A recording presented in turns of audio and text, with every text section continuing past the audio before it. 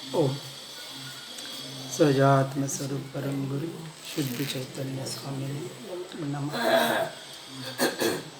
जिनवर प्रभु की दिव्य ध्वनि जो शुद्ध बोध स्वरूप है, स्यादवाद से जो है अलंकृत शारदे श्रुत रूप है।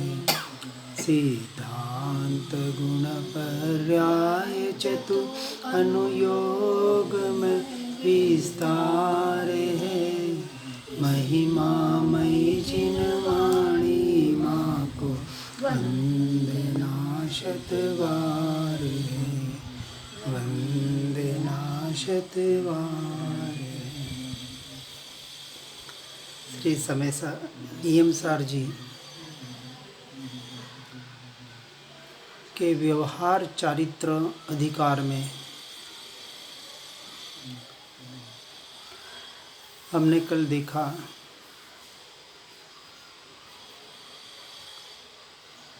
व्रतों को समझने का प्रयास कर रहे हैं।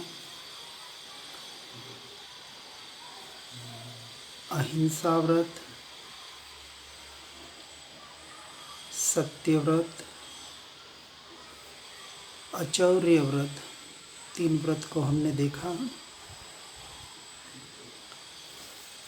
व्यवहार की अपेक्षा से तो सभी जानते ही हैं, उसको यथा योग्य व्यवहार के अनुसार ग्रहण करना है।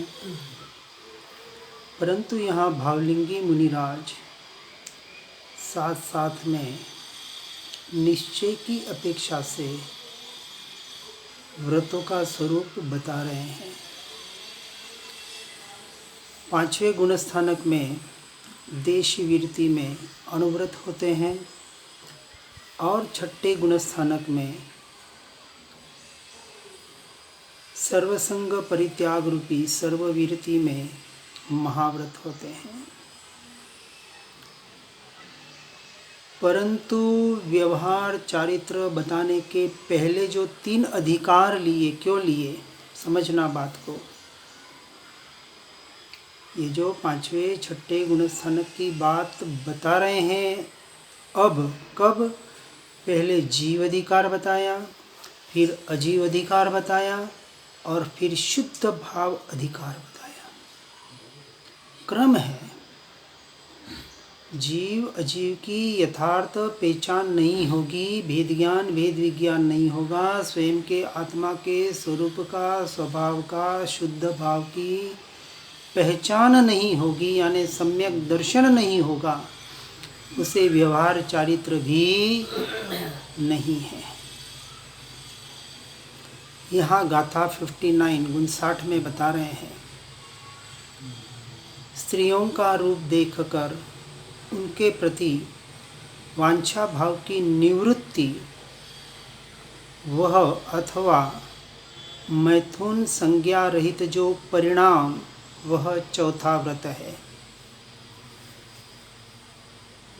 चौथे गुणस्थानक में कुछ भी नहीं है।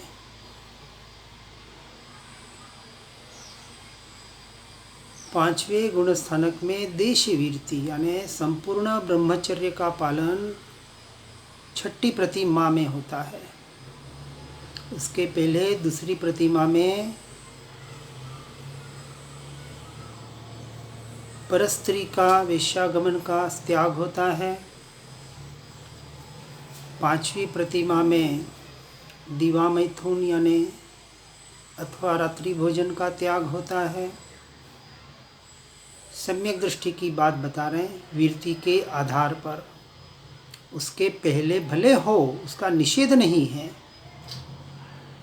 परंतु सम्यक दर्शन के पहले के व्रत जप तप बाल तप कहे गए हैं, मात्र पुण्य बंध का कारण बनते हैं, अब अशुभ की अपेक्षा से उपादेय है। परंतु मोक्ष मार्ग की अपेक्षा से बात चल रही है।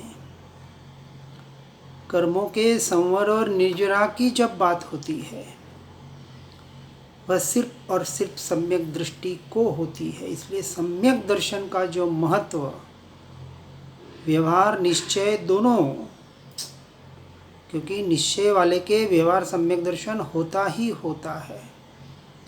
क्योंकि बिना देवगुरु शास्त्र के श्रद्धान वो स्वयं का श्रद्धान कैसे करे, क्योंकि परमात्मा की वाणी का उसने श्रद्धान किया। यहाँ चौथे व्रत में भावों की बात बता रहे हैं। छठे गुणस्थानक में चौथे पांचवे में मन वचन काया की क्रियात्मक उसका वहाँ प्रतिक्रमण होता है। और यहाँ भाव भी थोड़े बिगड़ जाए। ब्रह्मचर्य के 84,000 दोष बताएं। इच्छामि दुक्कडम 18,000 दोष बताएं। 18 सहस सिलंग धारा, उन 18,000 के भेद शास्त्रों से जान लेना। मुनि राजों के होते हैं, और ऐसे मुनि राजों के यह मैथुन संज्ञा रहित जो परिणाम, अब यहाँ व्यवहार से बाहर की बात, मैथुन संज्ञा का रहितपना, उसके भावों से भी रहितपना, परंतु जो परिणामों की शुद्धि की वृद्धि, यह वास्तविक चौथा व्रत है। और व्यवहार उसमें साधनभूत होता है। जहाँ भी व्रतों का, नियमों का, अनुव्रत महाव्रतों का आशय बताया जाता है, वहाँ नियम से परद्रव्य से छूटने की जो बात बताई जाती है, वह सिर्फ और सिर्फ शुद्धि की वृद्धि के लिए आत्मरमणता में, आत्मलीनता में वृद्धि हो, और वह जीव उस अंतर्मुहूर्त की दशा को प्राप्त करके केवल ज्ञान को अपनी पर्याय में प्रकट करे, वीतरागता को प्रत्यक्ष प्रकट करे। निश्चय से तो वीतराग स्वरूप ही है अभी भी, लेकिन पर्याय में मलिनता है। इसलिए सभी कार्य पर्याय में ही घटित होगा। पुरुषार्थ भी वीर्य गुण की पर्याय है। सब कुछ पर्याय में चल रहा है, क्योंकि द्रव्य में तो कुछ करना ही नहीं है। द्रव्य तो जैसा का तैसा त्रिकाल ध्रुव तत्व, अभेद अखंड एक परिपूर्ण, वो श्रद्धान का विषय है। और उसी वक्त बाहर जो मलिनता है, उस मलिनता को निकालने के लिए अनुव्रत महाव्रतों का देश वृत्ति सर्ववृत्ति का आदेश उपदेश प्रयोजन सम्यक दृष्टि के लिए बताया गया है। यानी सम्यक दर्शन हो गया, आत्मज्ञान हो गया, आत्मानुभूति हो गई, ऐसा जिन्हें लग रहा है, उन्हें अब ये बातें सारे लागू होती है। उन्हें वहाँ रुकना नहीं है। जो अटक जाएगा वो वापस भटक जाएगा। भटकना नहीं है। परिपूर्ण दशा जब तक प्रकट न हो, केवल ज्ञान जब तक प्रकट न हो, अपने को भूल के भी परिपूर्ण न माने, अपूर्णता ही है। अब यहाँ कह रहे हैं कि सुंदर कामिनियों के मनोहर अंग के निरीक्षण द्वारा उत्पन्न होने वाली कुतूहलता के, चित्तवांछा के परित्याग से अथवा पुरुष वेदोदय नाम का जो नौ कषाय का तीव्र उदय, अब व्यवहार की अपेक्षा से कौन सा उदय? पुरुष वेदनीय कर्म नाम का जो तीव्र उदय नौ कषाय वाला, उसके कारण उत्पन्न होने वाली मैथुन संज्ञा के परित्याग स्वरूप शुभ परिणाम से ब्रह्मचर्य व्रत होता है। व्यवहार चारित्र की बात चल रही है। यहाँ चारित्र को बाहर से व्यवहार की अपेक्षा से ग्रहण करना ही करना है, क्योंकि जब तक बाहर से नहीं छूटेगा, भीतर की शुद्धि की वृद्धि कैसे होगी? परंतु बाहर से तो पूरा छूट गया और आत्मा की तरफ लक्ष्य भी नहीं है, वह जीव मोक्ष का अधिकारी नहीं है। दोनों बात को बराबर समझना। कामिनियों की जो शरीर विभूति, उस विभूति का हे कामी पुरुष, यदि तू मन में स्मरण भी करता है तो मेरे वचन से तुझे क्या लाभ होगा। ये जो वचन हम कह रहे हैं, जो भाव विभाव रूप परिणमित हो रहे हैं, विकार रूप परिणमित हो रहे हैं, उनको स्वरूप परिणमित करने का पुरुषार्थ कर। पुरुषार्थ क्या करना है? विभाव को कैसे निकालूं, मध्यम संज्ञा को कैसे निकालूं, पर से दृष्टि कैसे हटाऊं, उसका नहीं। रास्ते पर कोई मुनि चल रहे हैं और कोई नग्न स्त्री का पोस्टर दिख गया, और यदि वहां से कहा, विचार किया, नहीं देखना मुझे, नहीं देखना मुझे, उसने जानने रूप अपने ज्ञान स्वभाव का निषेध कर लिया। सहज दृष्टि गई, देखेगा नहीं, वो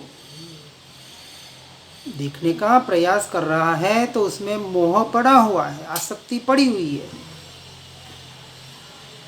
परंतु सहज दृष्टि चली जाए और सहज जानना हो जाए तो उसे जानकर वहां से दृष्टि हटाकर दृष्टि अपने स्वरूप पर करेगा। वह नग्न स्त्री का पोस्टर नहीं, क्या जानने में आया? ज्ञान जानने में आया। फिर वहां से दृष्टि हटाएगा, परंतु वो द्वेष भाव नहीं होगा। यह मुनियों की चर्या, और हमें भी इसी का अभ्यास करना है। क्योंकि किसी को स्वीकार करना, कुछ वस्तु अच्छी लगने का नाम तो राग है, और किसी का अस्वीकार करना, उसका निषेध करना, वहाँ तुच्छता भाषित करना, इसका नाम ही तो द्वेष है। न स्वीकार करना है, न द्वेष करना है, मात्र ज्ञाता दृष्टा रहकर अपने ज्ञान स्वभाव में आने का प्रयास करना, पुरुषार्थ करना, यही हमारी साधना बनी रहे। इसलिए बार बार जो अभ्यास कराया जा रहा है, किसका? कि राग द्वेष से छूटना है तो सबसे पहले मोह से छूटो, यानी पर द्रव्य पर भावों को अपना मानना छोड़ो। और जितनी जितनी आत्मरमणता के आधार पर द्रव्य पर भाव छूटने चाहिए, फिर छोड़ने की विशेष जरूरत न पड़े। और नहीं छूट रहे तो फिर कहेंगे छोड़ो। दोनों अपेक्षा से बात होगी। यहाँ ऐसे नहीं कहा कि आत्मज्ञान कर लो और संसार में रचे पचे रहो, वो तो शुष्क ज्ञानी हो जाएगा, एकांतवादी हो जाएगा। हमें एकांतवादी नहीं बनना है। प्रारंभिक अवस्था में एकांतवादी तो सिर्फ भावलिंगी मुनियों की अवस्था, कि एकमात्र आत्मरमणता शुद्धोपयोग ही जिनका लक्ष्य है, निरंतर निरंतर। इसलिए कहते हैं कि हे कामी पुरुष, यदि तू मन में स्मरण भी करता है तो मेरे वचन से तुझे कुछ लाभ नहीं है। अहो, आश्चर्य होता है कि सहज परम तत्व को, निज स्वरूप को छोड़कर तू किस कारण विपुल मोह को प्राप्त हो रहा है। ऐसा सर्वोत्कृष्ट दृष्टि का विषय तुझे मिल गया। तेरे भीतर तेरा स्वभाव, तेरा स्वरूप, तू स्वयं सर्वोत्कृष्ट पदार्थ इस सृष्टि का। अब क्यों पर पदार्थ पर भाव तुझे यह आकर्षित कर रहे हैं? वहां से हट। और हटने का मतलब स्वभाव में आ जा। सहज परम तत्व को निज स्वरूप की तरफ दृष्टि कर। अब गाथा 60 में कह रहे हैं, निरपेक्ष भावना पूर्वक, यानी मुनि को मुनित्वोचित निरपेक्ष शुद्ध परिणति के साथ वर्तता हुआ, हठ रहित, सर्व परिग्रह त्याग संबंधी शुभोपयोग वह व्यवहार अपरिग्रह व्रत कहलाता है। शुद्ध परिणति न हो वहाँ शुभोपयोग हट सहित होता है। मात्र आग्रह है, बाहर का व्यवहार मात्र है, मोक्ष मार्ग नहीं है। वह शुभोपयोग तो व्यवहार व्रत भी नहीं कहलाता। इस पांचवें व्रत की भांति अन्य व्रतों को भी समझ लेना। यहाँ कह रहे हैं निरपेक्ष, किसी की अपेक्षा से रहित, ऐसे भावना पूर्वक, अर्थात जिस भावना में पर की अंश मात्र भी अपेक्षा नहीं है, ऐसी शुद्ध निरालंबन भावना सहित सर्व परिग्रहों का त्याग, यानी सर्व परिग्रह त्याग संबंधी शुभ भाव, वह चारित्र भर वहन करने वाले को पांचवा व्रत कहा गया है। यानी व्यवहार की अपेक्षा से उसे चारित्र का भार कहा। वो भी अभी बोझा उठा रहा है, यदि उसमें धर्म मान रहा है तो। ऐसे चारित्र का भार, यानी चारित्र का समूह, चारित्र की अतिशयता, व्यवहार चारित्र की बात हो रही है। ऐसे चारित्र भर भार को वहन करने वाले को पांचवा व्रत कहा है। यानी ये जो पांच व्रत व्यवहार चारित्र की अपेक्षा से बता रहे हैं, पालने योग्य है, शुभ राग है, शुभ क्रिया है। कब तक? जब तक वह जीव अपने स्वरूप में शुद्धोपयोग में लीन नहीं हो पाता है, तब तक। इसलिए इन्हें भी भार कहा। आहार विहार निहार की ये क्रियाएं भावलिंगी मुनियों को भार रूप लगती है, क्योंकि पुण्य मात्र है, और पुण्य को शुद्धोपयोग की अपेक्षा से संपूर्णतः हेय कहा है।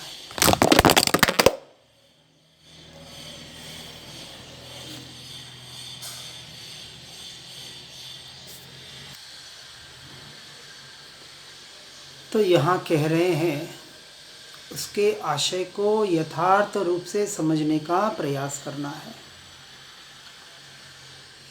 सकल, अब यहाँ टीका में कहते हैं, पांचवें व्रत का स्वरूप कहते हैं, सकल परिग्रह के परित्याग स्वरूप।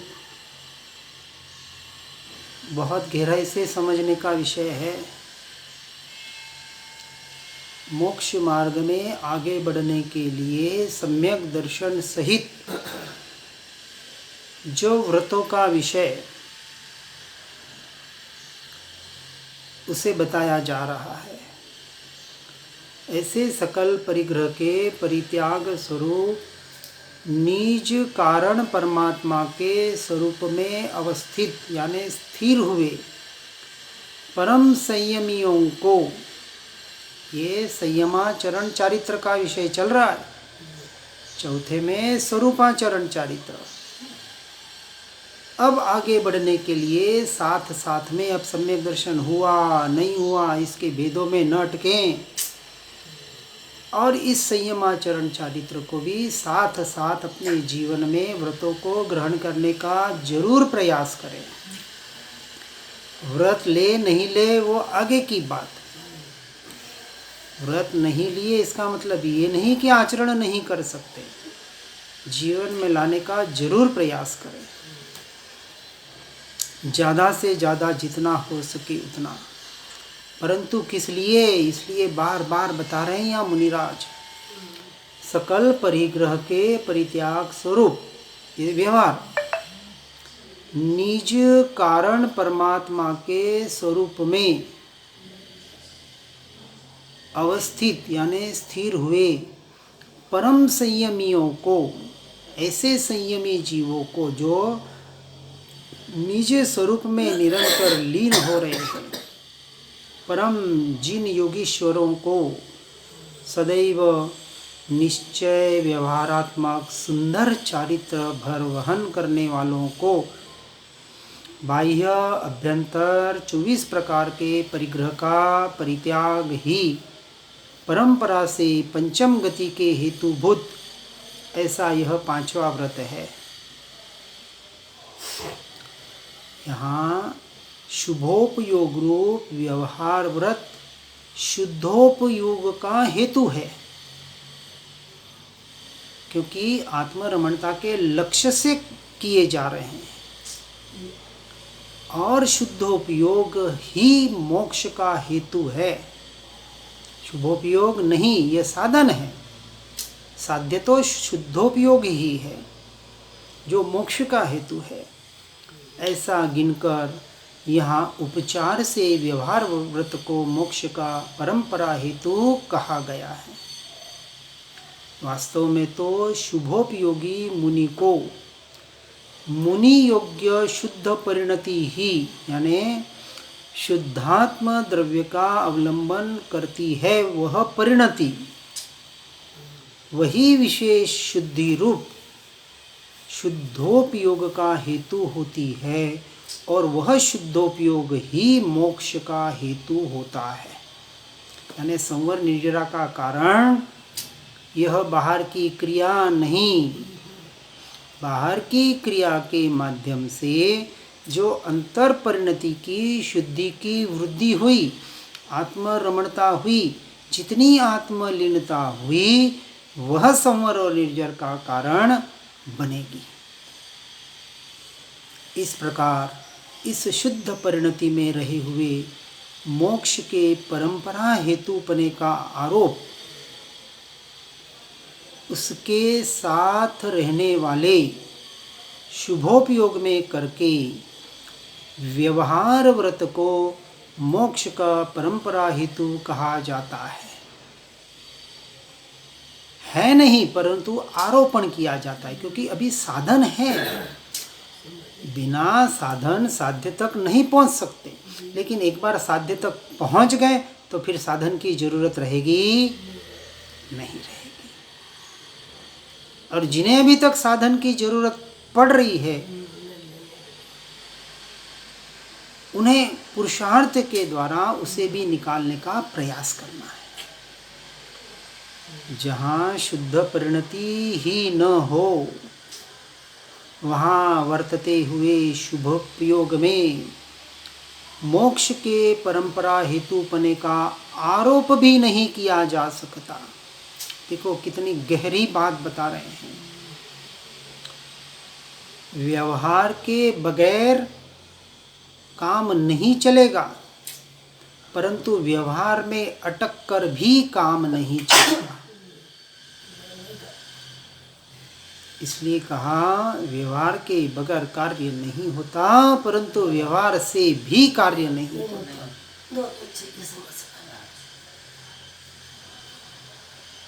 गहरी बात है, आशय बराबर समझना। और बराबर आशय समझ में नहीं आया तो भटकने के चांसेस बहुत है, क्योंकि ऊंचाई की बातें हो रही है, और जितनी ऊंचाई पर है वहां से गिरेंगे तो खलास। इसलिए कहा कि शुभोपयोग में मोक्ष के परंपरा हेतुपने का आरोप भी नहीं किया जा सकता, जो शुद्ध परिणति रूप परिणमित न हो। क्योंकि जहाँ मोक्ष का यथार्थ परंपरा हेतु प्रकट ही नहीं हुआ है, यानी शुद्धोपयोग प्रकट नहीं हुआ है, विद्यमान ही नहीं है, वहाँ शुभोपयोग में आरोप किसका किया जाए? यानी आरोपण भी नहीं किया जा सकता। यदि परद्रव्य परिग्रह मेरा हो तो मैं अजीवत्व को प्राप्त हो जाऊं। मैं तो ज्ञाता ही हूँ, ज्ञाता ही रहूँगा, ज्ञायक मात्र। इसलिए परद्रव्य का रूप यानी परिग्रह मेरा स्वरूप नहीं है। पर द्रव्य पर भाव आज तक मुझे छुए तक नहीं। तो मेरे और मुझ में आने की बात तो बहुत कोसों दूर। अब गाथा की टीका पूर्ण करते हुए मुनिराज कहते हैं, भव्य जीव भव भीरुता के कारण परिग्रह विस्तार को छोड़ो और निरुपम सुख के आवास की प्राप्ति हेतु, यानी निरुपम सुख का जो निवास स्थान है, घर है, आयतन है, कौन सा? अपने भीतर रहा हुआ हमारा स्वभाव, हमारा स्वरूप, उसकी प्राप्ति हेतु निज आत्मा में अविचल सुखाकार यानी सुखमयी तथा जगत जनों को दुर्लभ ऐसी स्थिति यानी स्थिरता करो, जो जगत के लिए दुर्लभ है, जो हमारे लिए अब सुलभ बन चुकी है। निरंतर निरंतर आत्मरमणता, ज्ञान ज्ञान ज्ञान ज्ञान ज्ञायक, बस एक ही धारा चलाने का प्रयास करो, यही पुरुषार्थ है। और यह निज आत्मा में अचल सुखात्मक स्थिति करने का कार्य सत्पुरुषों के लिए कोई महा आश्चर्य की बात नहीं है। असत्पुरुषों को बहुत बड़े आश्चर्य की बात है। अरे ऐसे थोड़ी ना होता है, ऐसे थोड़ी ना आत्मा मिलता है, ऐसे थोड़ी ना आत्मा में रहा जाता है। वह जीव पुरुषार्थ ही नहीं करना चाहता। अब गाथा 61 में कह रहे हैं, जो श्रमण प्रासुक मार्ग पर दिन में धुरा प्रमाण आगे देखकर चलता है, 4 हाथ जमीन देख के चलना, उसे व्यवहार से ईर्ष्या समिति होती है। अब यहाँ गाथा में टीका में ईर्ष्या समिति का स्वरूप कहते हैं, जो परम संयमी अर्थात मुनि योग्य शुद्ध परिणति वाले मुनि को, सम्यक दृष्टि मुनियों की बात हो रही है, आत्मज्ञानी भावलिंगी मुनियों की शुद्ध परिणति के साथ वर्तता हुआ जो हठ रहित, वहाँ हट नहीं है, ईर्ष्या संबंधी यानी गमन संबंधी, चलने संबंधी शुभोपयोग वह व्यवहार ईर्ष्या समिति है। यदि शुद्ध परिणति न हो, वहाँ शुभोपयोग हठ सहित होता है, वह शुभोपयोग तो व्यवहार समिति भी नहीं कहलाती। इस ईर्ष्या समिति की भांति अन्य समितियों को भी समझ लेना। यहाँ कह रहे हैं कि ऐसे परम संयमी गुरु यात्रा यानी गुरु के पास जाने के लिए, देव यात्रा यानी मंदिर आदि में जाने के लिए जो प्रशस्त प्रयोजन का उद्देश्य रखकर एक धुरा अर्थात 4 हाथ जितना मार्ग देखते देखते स्थावर तथा जंगम प्राणियों की परिरक्षा यानी समस्त प्रकार से रक्षा ईर्ष्यावयी में की गाथा में जो बताई गई, उन गाथा के अनुसार अभिया, वतिया, लेसिया, संगैया, संगटिया, परियाविया, किलामिया, उद्धविया, ठाणाओ, ठाणम, संकामिया, इस प्रकार के दोषों के द्वारा उसका अर्थ समझ लेना शास्त्रों से। बिना अर्थ के, बिना प्रयोजन के बोली हुई ईर्ष्यावयी भी उतनी लाभ नहीं देती है, क्योंकि भाव ही नहीं आ रहे हैं, और भाव नहीं आएंगे तो उस सूत्र में क्या बताया है पता न पड़ेगा, और सूत्र में क्या बताया है पता न पड़ेगा तो आचरण में कहाँ से आएगा। सिर्फ सूत्र बोलना इसलिए बोल देते हैं। ईर्ष्यावयी सूत्र को छोटा प्रतिक्रमण कहा गया। 5 इंद्रियों के जीवों के बारे में जो कुछ भी व्यवहार की अपेक्षा से मन वचन काया से जो दोष लगते हैं उसका वहाँ मिच्छामि दुक्कडम किया जाता है। परंतु किसका दोष और किस प्रकार से पता ही नहीं, तो किसका मिच्छामि दुक्कडम कर रहा है उसे खुद को पता नहीं, बस तोता रटन रटे जा रहा है। पहले के प्रतिक्रमण करने में 48 मिनट लगते थे। जो व्यवहार से श्वेतांबर वाले प्रतिक्रमण करते हैं, सामायिक 24 वंदन परिक्रमण कावसक पचकाण किया 6 जी, यहाँ 6 आवश्यक पूरे हुए। वहाँ 48 मिनट क्यों लगते थे कि जब अतिचार बोलते थे, वंदितु सूत्र बोला जाता था, तब पूरे दिन के अतिचारों को याद किया जाता था, क्योंकि 12 व्रतों के अतिचार उसमें बताए हैं। और उन दोषों की क्षमा याचना करके फिर ऐसे दोष फिर जीवन में ना लगे, इसका प्रत्याख्यान, किसका प्रतिक्रमण किया, किसका प्रत्याख्यान किया,